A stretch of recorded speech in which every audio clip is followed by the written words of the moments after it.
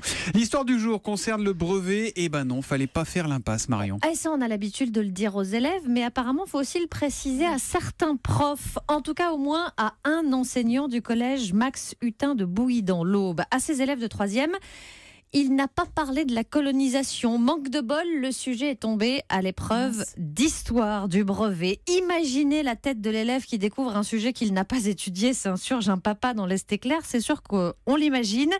Un papa qui assure en plus que ses collégiens n'ont même pas eu de fiche de révision sur la question. Ça aurait au moins pu un peu compenser. Raté. À mon époque, quand on faisait une impasse, on faisait une anti-sèche quand même.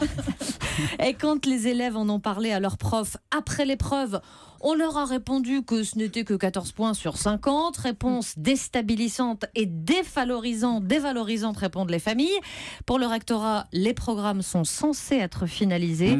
L'établissement, lui, met en avant la commission d'harmonisation qui se penchera sur les résultats. Une réunion est d'ailleurs prévue le 10 juillet pour examiner les situations particulières de ce genre dans l'académie. Tous les examens, quand on vous dit la veille, l'avant, et ça tombera pas, ça je sais pas. Tout ça, ce sont des tuyaux percés. Voilà, ça sert juste à nous rassurer quand on n'est pas complètement au point. C'est d'ailleurs ceux sur lesquels il faut se ruer généralement. Les tuyaux percés. Exactement. C'est pour ça que vous êtes journaliste, vous aimez bien les tuyaux percés.